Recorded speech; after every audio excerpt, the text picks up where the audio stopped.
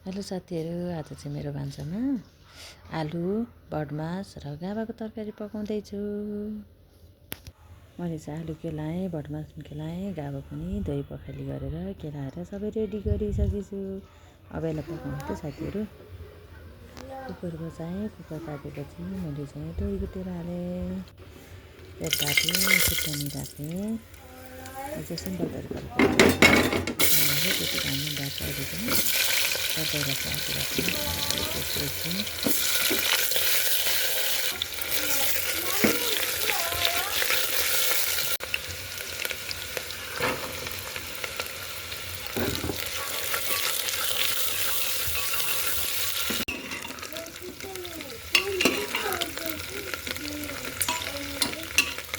आलु भुटिसकेपछि मैले चाहिँ भटमास पनि राखेर भुटिसकेँ।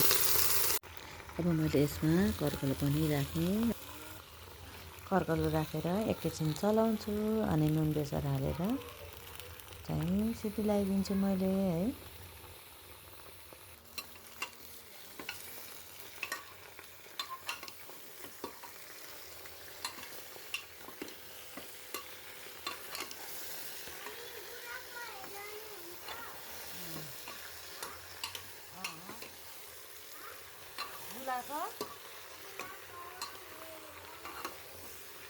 होला नि छोरो कस्तो हेर हो।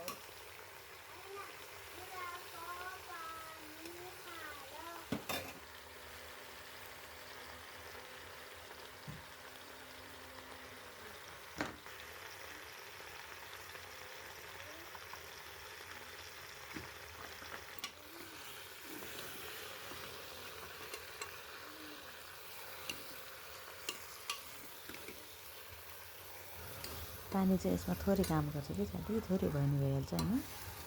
त्यही भएर मैले चाहिँ एक कचौरा पानी राखेँ नापेर। अब यसलाई चाहिँ सिटी लगाउँछु। चाहिँ अब यसलाई पाँच सिटी चाहिँ लगाइदिनु साथीहरू। सिटी लगाएर चाहिँ मेरो चाहिँ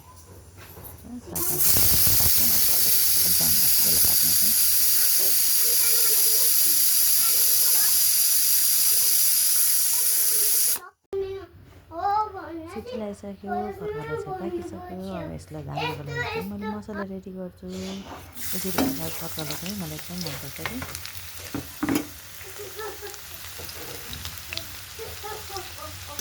चाहिँ आधा घन्टा मैले मसला रेडी गरेको छु। त्यसको लागि चाहिँ प्यान बसाएर मैले चाहिँ तेल तताएर लसुन राखेँ। लसुन फुरिनसम्म चाहिँ लसुन फुराएँ। लसुन फुराएपछि मैले प्याज मसला राखेपछि सँगै फुराउँछु।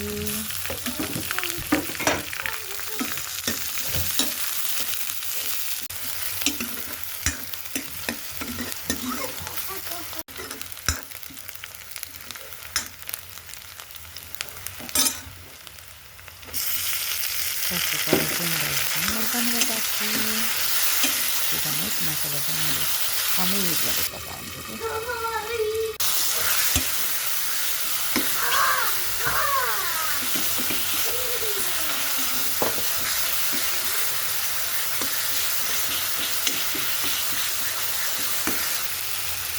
अब चाहिँ मैले जिरा धनियाँको पाउडर राख्छौँ। यो मसलालाई एकैछिन पकाउनु। मसला रेडी हुन्छ।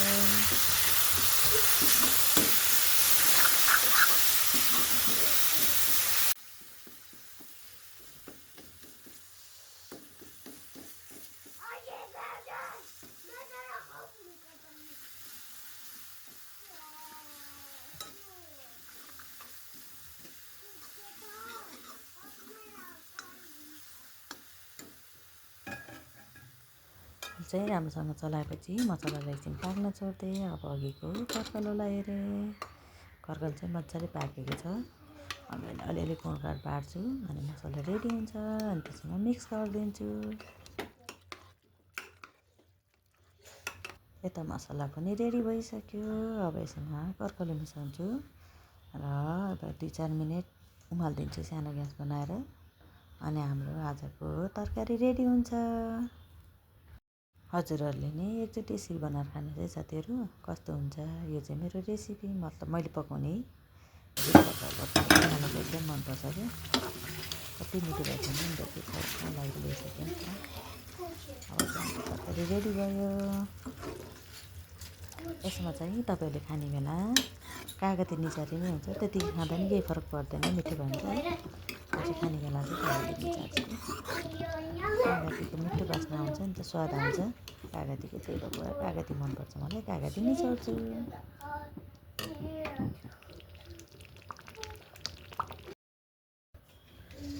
धन्यवाद साथीहरू, तपाईँहरूलाई मेरो भिडियो अन्तिमसम्म हेरिदिनु भएकोमा।